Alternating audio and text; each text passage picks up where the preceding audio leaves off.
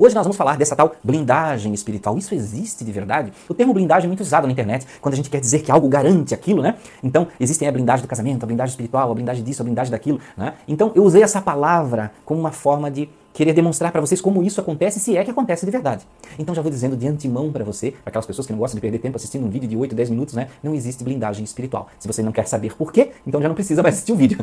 Mas vejam, por que não existe a blindagem espiritual? Vou explicar de um jeito bem lógico e prático para você. Nós vivemos em uma dimensão terrena. Nós vivemos em um lugar onde nós encarnamos por karma. Nenhum de nós está aqui na Terra, tá? A passeio, para se divertir, para aurir os prazeres da terra e toda a felicidade infinita. Não, nós estamos aqui porque nós temos problemas kármicos, excluindo-se um ou outro espírito que está em uma grandiosa missão, que não é o meu caso, talvez não seja o seu caso, porque esses espíritos eles estão envolvidos em missões gigantescas de influenciar massas, de mobilizar, né, a humanidade e tudo mais. Então veja que todos nós temos os nossos karmas e encarnamos aqui por um motivo, para redimir esses karmas. Seja pela dor, quando não há compreensão, quando o espírito, né, a pessoa que encarna não quer compreender a evolução, então ela acaba sofrendo.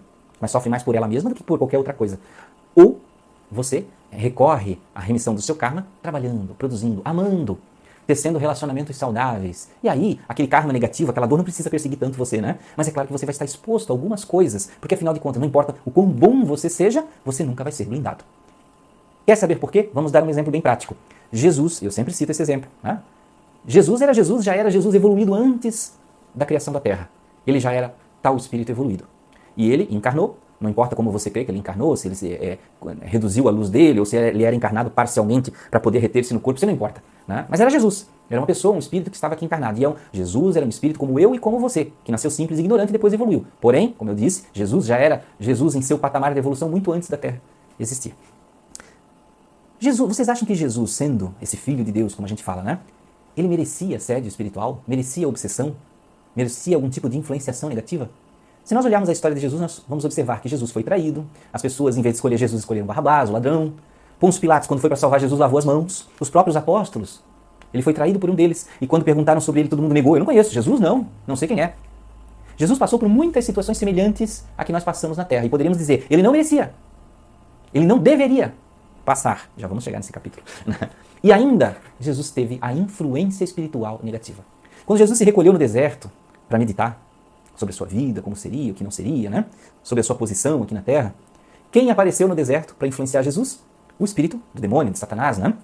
E esse espírito, o que dizia para ele? Se tu és o filho de Deus, joga-te daqui desse abismo, porque aí os anjos vão te recolher. Se tens fome, porque Jesus estava em jejum no deserto, se tens fome, você pode multiplicar aqui, fazer aparecer pães e peixes na sua frente, um banquete, porque tu és o filho de Deus?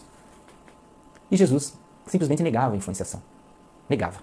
E Satanás acabou desistindo e foi embora, porque viu que Jesus era duro na queda. Né? E agora pense comigo logicamente.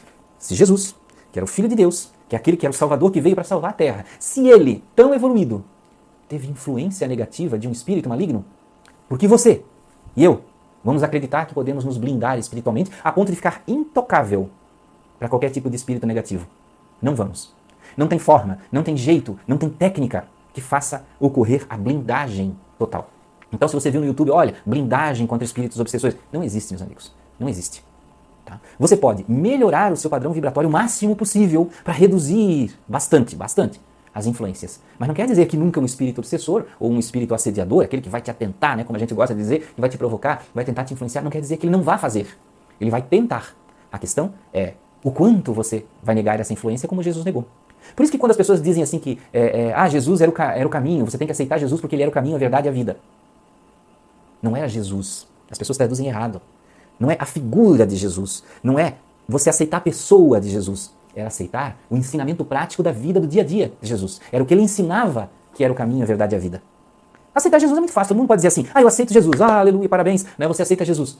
Agora pratica o que Jesus fazia. Exercita o que Jesus fazia. Se você não exercita o que Jesus fazia, então você não aceitou Jesus. Você considera ele como um bom espírito, você considera ele como filho de Deus, você considera ele como um ser muito evoluído, mas você não está seguindo os passos de Jesus. Então vejam, que é uma triste constatação, né? Mas percebam que aí está a importância do ensinamento. Se nós queremos razoavelmente nos protegermos de espíritos negativos, seja o seu obsessor que está lá te provocando, te influenciando, dizendo para você desistir de tudo na vida, que você não presta, que ele quer se vingar, que você deve se suicidar, você deve negar toda essa influência, sempre, veementemente, como Jesus negava. Você deve separar isso da sua vida e deixar de lado e buscar aquilo que te ilumina.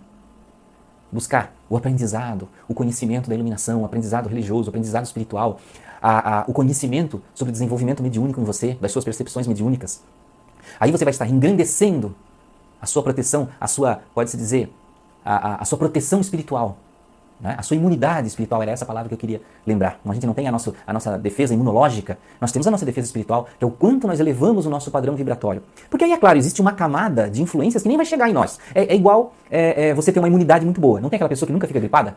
Né? Que nunca tem dor de garganta? Então ela tem uma imunidade muito boa, então certas camadas de doença ela não tem. Mas ela pode ter outras. Então vejam que, mesma coisa espiritualmente, se você se eleva vibratoriamente, muitos tipos de espírito ou de influência não vão lhe atingir. Tá? Inveja, olho gordo, é aquele espírito brincalhão que quer assustar você não vai se importar com essas coisas porque você está num padrão vibratório mais elevado, isso não vai lhe atingir. Tá? E é claro, você pode ser tentado por espíritos malignos muito mais poderosos, mas aí depende de você, sempre galgar mais e persistir mais. Porque o espírito assediador, gente, ele é preguiçoso. Ele não quer demorar muito em alguém ali porque ele quer uma presa fácil. O obsessor também, ele se cansa, né? Ele pode ser muito tenaz, mas ele se enfraquece quando a pessoa é persistente. Ele não consegue. Então é a sua vontade que vai medir o quanto um espírito pode influenciar você. Não são receitinhas de internet básica, como por exemplo botar um esparadrapo no umbigo. Esparadrapo não tampa nem sinal de Wi-Fi, gente.